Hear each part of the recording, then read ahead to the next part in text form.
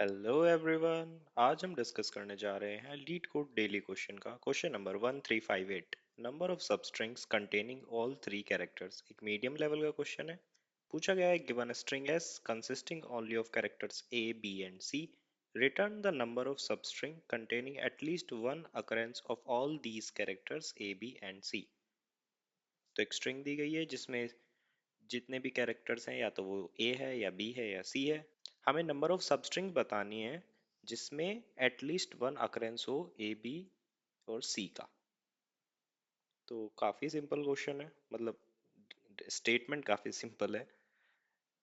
Observations में constraints को देख लेते हैं। Length of substring is less than 5 into 10⁻⁴ और सेकंड कंस्ट्रेंट बताया गया है कि ए बी और सी ही कैरेक्टर होंगे। तो ये जो ऑब्जर्वेशन हमने देखी है उसको नोट डाउन कर लेते हैं। Constraint n is less than 5 into 10⁻⁴। सबसे पहले brute force approach. Brute force में हम कर सकते हैं, हम सारी की सारी सबस्ट्रिंग्स को विजिट कर सकते हैं और चेक कर सकते हैं कि क्या वो उस कंस्ट्रेंट को सेटिस्फाई कर रही है या नहीं। नंबर ऑफ सबस्ट्रिंग जितनी भी है अगर हम उस पर आइट्रेट करना चाहें तो हमें दो लूप लगेंगे, क्योंकि L टू R, हर एक L से लेके R तक हमें एक सबस्ट्रिंग ढूंढनी होगी जिसमें लूप ट्वाइस मतलब टू टाइम्स लूप होंगे, तो उसका कॉम्प्लेक्सिटी होगी एन स्क्वायर। और अगर हम 5 इंटू 10⁻⁴ को 5 इंटू 10⁻⁴ का करें तो रफली 10⁻10 ऑपरेशंस होंगे, जो कि किसी भी ऑनलाइन जज प्लेटफॉर्म पर 1 सेकेंड के अंदर जो नॉर्मल कंस्ट्रेंट होता है पास नहीं होंगे। तो हम ब्रूट फोर्स अप्रोच से तो नहीं जा सकते। तो अब हमारे पास ऑप्शन है, या तो हम ओ एन लॉग एन में इस क्वेश्चन को करें या ओ ऑफ एन में करें। तो ज़्यादा सस्पेंस में ना डालते हुए मैं आपको बता देता हूँ ये क्वेश्चन स्लाइडिंग विंडो अप्रोच से सॉल्व होगा। स्लाइडिंग विंडो एक काफ़ी इंपॉर्टेंट एल्गोरिथम है, यूज़ आपको आनी चाहिए। बेसिकली मैं जब इस क्वेश्चन को समझाऊंगा तब आपको बेटर अंडरस्टैंडिंग भी मिल जाएगी। तो फर्स्ट एग्जांपल को लिख लेते हैं, जो है A B C A B C A B C A B C. Sliding window में होता क्या है, हम एक विंडो मेंटेन करके चलते हैं जो कि किसी कंस्ट्रेंट को सेटिस्फाई कर रही होती है।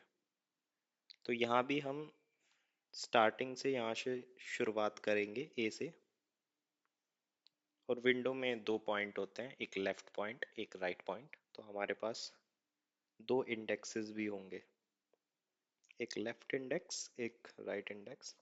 शुरुआत में दोनों इनिशियलाइज होंगे 0th इंडेक्स पर, और धीरे धीरे हम राइट इंडेक्स को मूव फॉरवर्ड करेंगे। और स्लाइडिंग विंडो में एक सर्टेन टाइप का कंस्ट्रेंट होता है जिस कंस्ट्रेंट के थ्रू हम लेफ्ट इंडेक्स को भी मूव कराते हैं। राइट इंडेक्स तो इवेंचुअली मूव आउट करता ही रहता है। तो सबसे पहले हम यहाँ पर पहुँचे और एक डेटा स्ट्रक्चर हम मेंटेन करेंगे कि अभी तक जो भी हमारी विंडो में सबस्ट्रिंग है हमारे पास, उसमें ए बी और सी का काउंट कितना है, ताकि हम इजीली बता पाए कि क्या जो विंडो में सबस्ट्रिंग है वो at least one occurrences of A B C को सेटिस्फाई कर रही है या नहीं।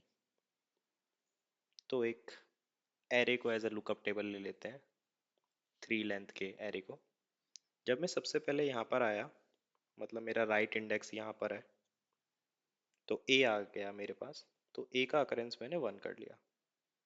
देन मेरा राइट इंडेक्स यहाँ पर मूव हुआ, तो मेरे पास बी पर भी एक अकरेंस आ गया। सिमिलरली राइट इंडेक्स यहाँ पर मूव हुआ, तो मेरा सी पर भी एक अकरेंस आ गया। तो अगर मैं इसको और अच्छे से रखूँ, तो अगर ये मेरी विंडो है, यहाँ पर एल, क्योंकि एल तो कभी मूव हुआ ही नहीं आगे, और आर यहाँ पर है, तो मेरा ये बनता है। अब इस पॉइंट में मुझे पता है कि ये एक गुड सबस्ट्रिंग है। और यहाँ पर एक और ऑब्जर्वेशन मिलती है।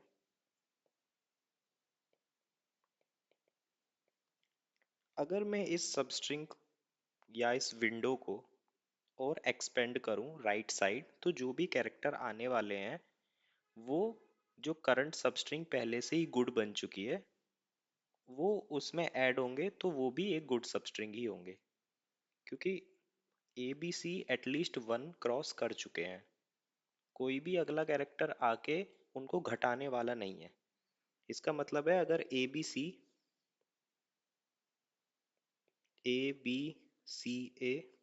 A B C A B A B C A B C, ये जो तीनों स्ट्रिंग है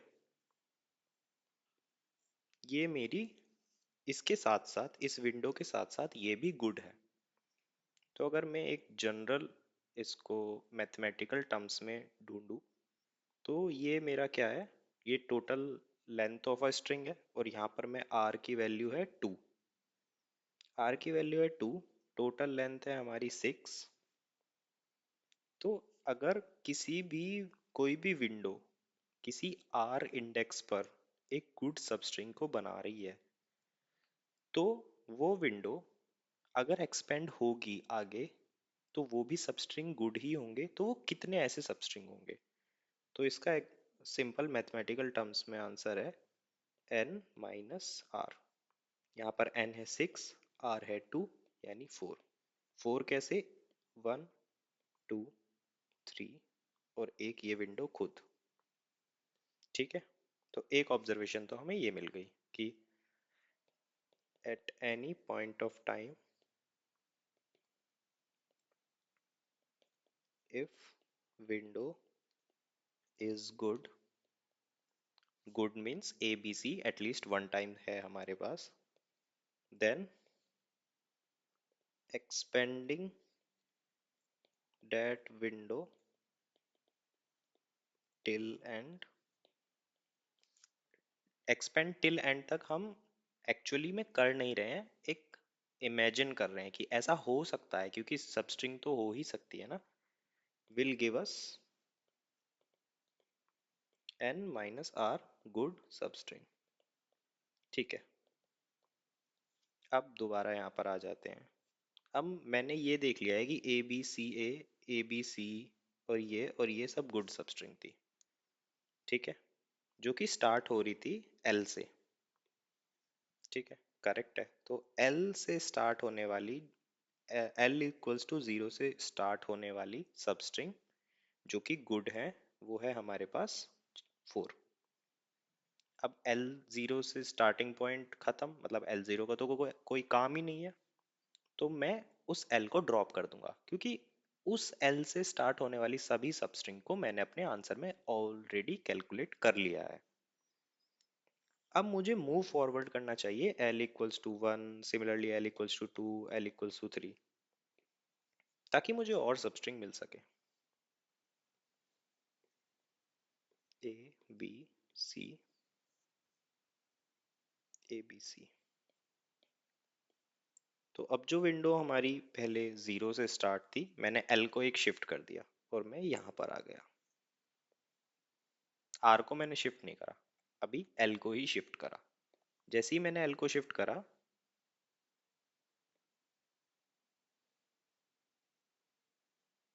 जैसे ही मैंने एल को शिफ्ट करा तो मेरा जो ये एरे था उसमें से ए की जो फ्रीक्वेंसी थी वो कम हो गई। अब मेरे पास सिर्फ ये बचा। Is it a good substring? No, it is not a good substring. Then मुझे क्या करना होगा, आर को और कम करके, ये गुड सबस्ट्रिंग तो नहीं बनने वाली, तो मुझे, सॉरी, एल को और कम करके तो ये गुड सबस्ट्रिंग नहीं बनने वाली, तो मुझे आर को मूव फॉरवर्ड करना पड़ेगा।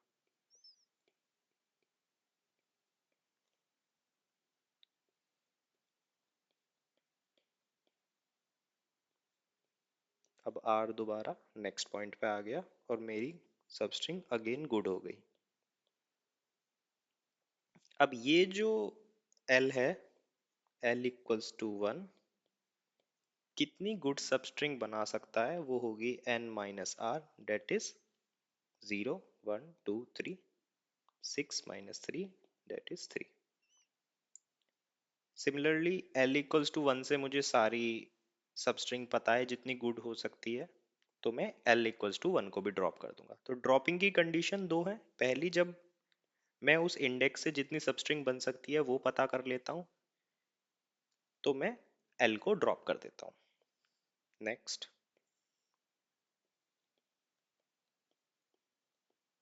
अब मैं L इक्वल्स टू 2 पर आ गया हूँ और R हमारा यही था।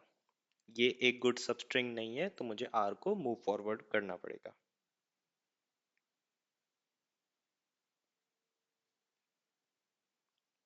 तो अगले स्टेप में ना लिख के इसी स्टेप में इंक्लूड कर लेते हैं। R को मूव फॉरवर्ड करा। जैसे ही हमने R को आगे बढ़ाया तो अगेन हमारी फ्रीक्वेंसी टेबल में तीनों 1 1 1 हो गए। ये है L इक्वल्स टू 2 के लिए कितना कंट्रीब्यूशन हो सकता है? Again n minus R, 6 minus R की वैल्यू है 5। 0 1 2 3 4, सॉरी 4। तो L इक्वल्स टू 2 हमें 2 कंट्रीब्यूट करेगा। अगेन L को आगे शिफ्ट कर देंगे, ए बी सी, ए बी सी। अब L यहाँ पर आ चुका है और एक मिड स्टेप होगा कि जब हमें R यहाँ पर होगा, अगेन हमें R को शिफ्ट करना होगा और अगेन हमारा फ्रीक्वेंसी टेबल कंप्लीट हो जाएगा। फॉर L इक्वल्स टू 0 1 2 3 हमारे लिए कितना कंट्रीब्यूशन है? 6 माइनस 5, दैट इज 1। तो टोटल कंट्रीब्यूशन कितना हुआ? एक यहाँ, दो यहाँ, टोटल 3, 3 यहाँ, 3 प्लस 3 6,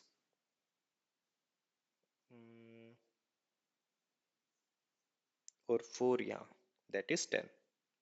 तो टोटल कंट्रीब्यूशन हुआ 10, जो कि हमारा आंसर था। करेक्ट। अब इसमें जो हमने सॉल्यूशन प्रपोज करा उसमें एक आउटर लूप था जो कि n टाइम्स चल रहा था, और एक हमारा जो r की वैल्यू है वो भी 0 टू n जा रही थी, बट वो हर एक आइट्रेशन में 0 टू n नहीं जा रही थी। वो एक ही बार 0 टू n जा रही थी। हो सकता है किसी एक आइट्रेशन में 0 टू 2 गई हो, अगली आइट्रेशन में 2 टू 3 गई हो, उससे अगली आइट्रेशन में 3 टू 6 चली गई हो, but over the period of time वो 0 टू n ही आइट्रेट हुई। तो हमारा ओवरऑल जो ये सॉल्यूशन था, ये O ऑफ n कॉम्प्लेक्सिटी में ही रहा। एक स्लाइटली डिफरेंट एग्जाम्पल को ले लेते हैं। मैं इसको क्यों प्रपोज कर रहा हूँ, इससे हमें एक चीज और सीखने को मिलेगी कि हम L को कब तक शिफ्ट करेंगे राइट में। हमेशा L को एक ड्रॉप करने से ही आप R को मूव फॉरवर्ड नहीं करोगे। हो सकता है आपको L को मल्टीपल टाइम राइट में शिफ्ट करना पड़े। उसके लिए मैं एग्जांपल बता देता हूँ। जैसे एक एग्जांपल है ए ए बी सी। ठीक है, पहली विंडो आप जो बनाओगे वो ये बनेगी। इससे शॉर्ट विंडो में तो आपको आंसर नहीं मिलेगा, और यहाँ पे मान लीजिए ए। ठीक है, तो L equals to 0, R equals to 3। अब आप विंडो को श्रिंक करोगे। यहाँ पर आपको L इक्वल्स टू 0 पे कितना मिलेगा? 5 माइनस 0 1 2 3। यहाँ पर दो सबस्ट्रिंग मिलेगी, एक तो ये खुद, एक ये वाली। तो L इक्वल्स टू 0 के लिए 2। अब मैं L को शिफ्ट कर दूंगा राइट में। मैंने जब L को राइट में शिफ्ट करा, मैं यहाँ पर पहुंचा ए बी सी। ये अभी भी गुड सबस्ट्रिंग है, मतलब अभी भी ये आंसर में कंट्रीब्यूट कर सकती है। तो L इक्वल्स टू 1 कंट्रीब्यूट करेगा 5 माइनस 3, दैट इक्वल्स टू 2।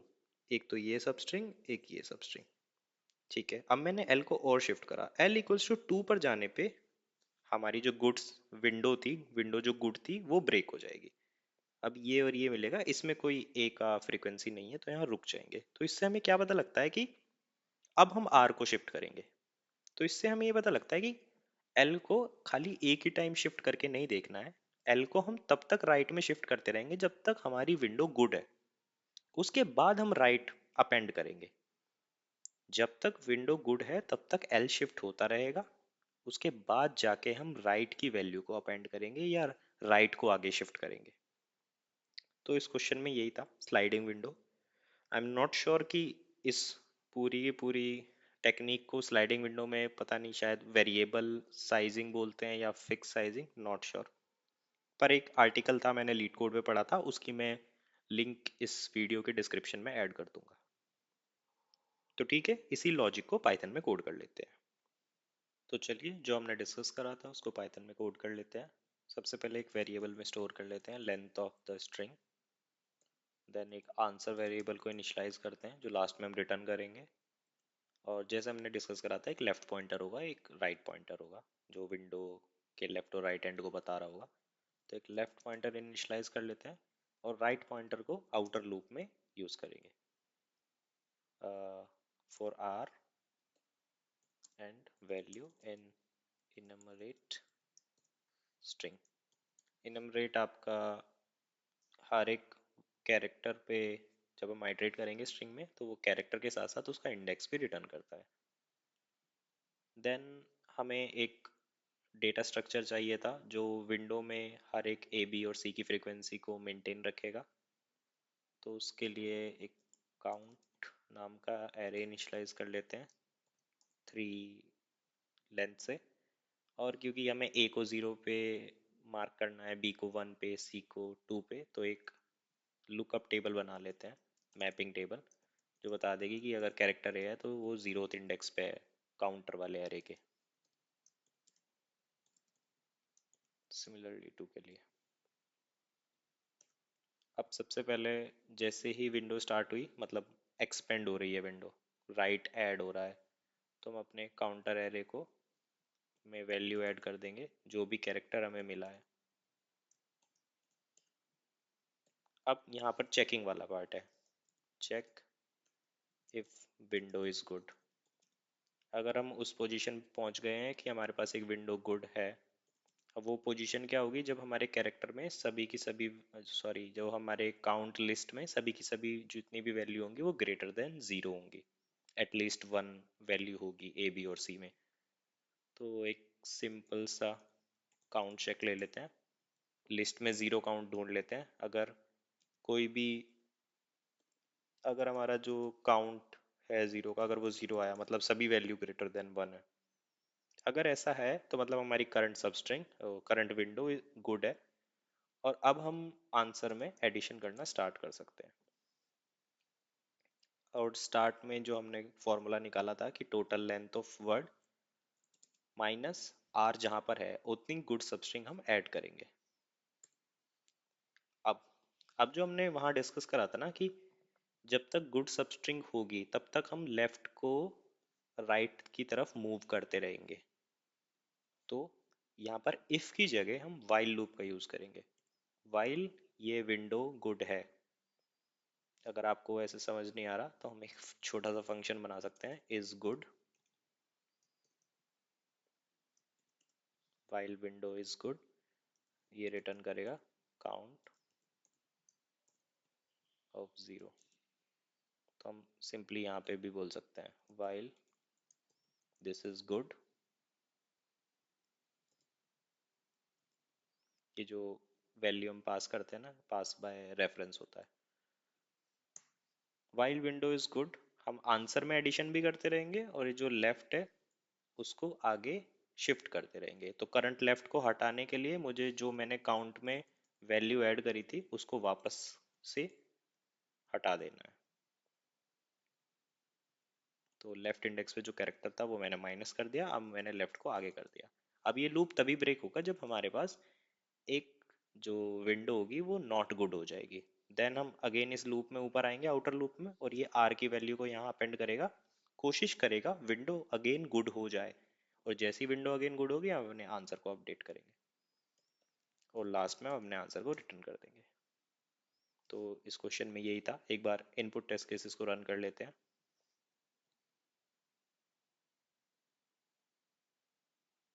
तो हमारे इनपुट टेस्ट केसेस पास हो रहे हैं। एक बार सिस्टम टेस्ट केसेस को भी रन कर लेते हैं।